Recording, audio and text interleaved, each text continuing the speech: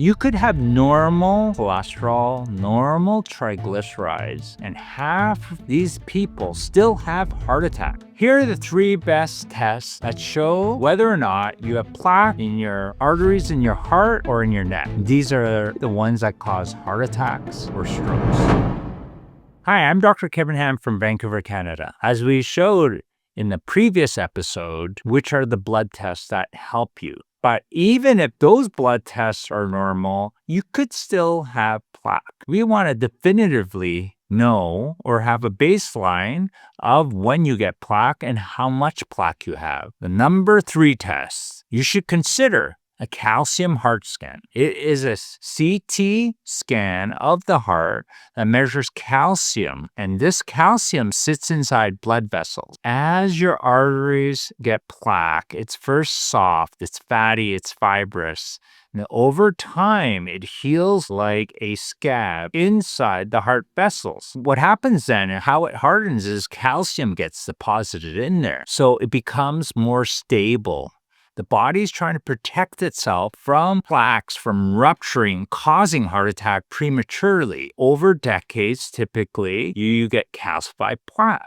And so when you measure the calcium in your heart by CT scan, it's a low-dose radiation, but it's non-invasive. You don't need to go put something in your body to measure this. But it has very low radiation exposure, unlike full CT scans that need more definition. So it's just measuring the calcium. And if your score is high, then you're at very high risk. My score was 500. This is extremely high risk. There are people with over 1,000, which is very urgent, but even over 400, this requires serious follow-up, which I did. Now, when that plaque is very low signals on the CT, they call this very risky plaque, low attenuated plaque.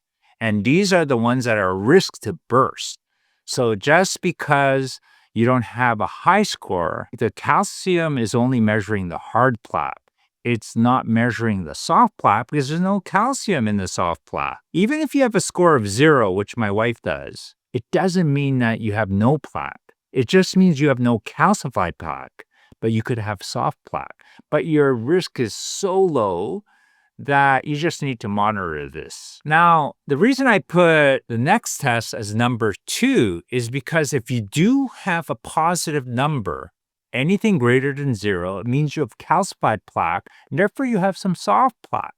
And when that number gets high enough, 100 or more, you should consider getting this number 2 test, which is another CT of the heart, but it is much more radiation, and it also is invasive, meaning you have to inject dye into the veins to see how much your coronary arteries, your heart arteries, are clogged with plaque and what type they are. Are they the very dangerous plaque? Are they the fibrous, medium risk plaque? Or are they the calcified plaque? And how much do they obstruct the blood vessels? And where are they?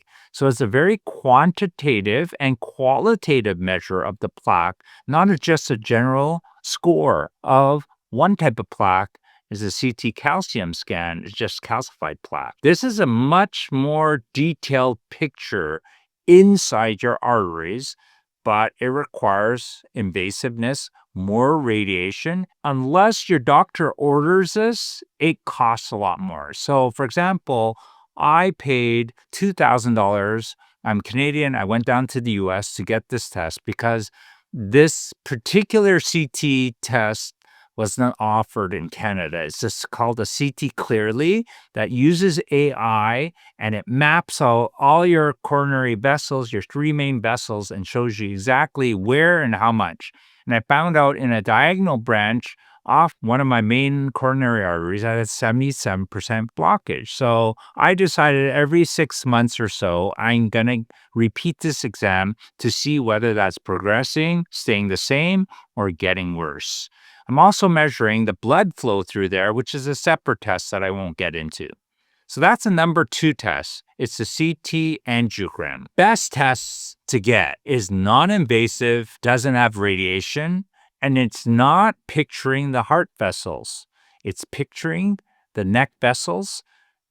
From the heart, there are two vessels that go up into the head to the brain. And these vessels, these arteries are called carotid arteries.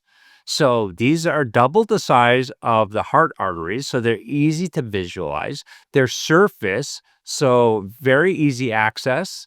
And we're using ultrasound. So no radiation, and it's cheap, even if your doctor doesn't prescribe it. So $100 or so, maybe $150. You can measure a few things. It can measure blood flow in your carotids, which is a Doppler ultrasound, carotid Doppler ultrasound.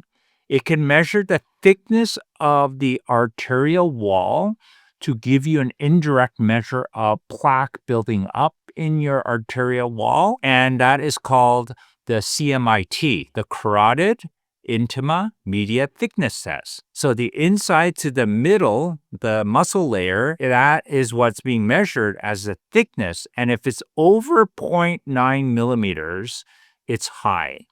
If it's under 0.9, you're probably normal. Depends on your age, which decade of life.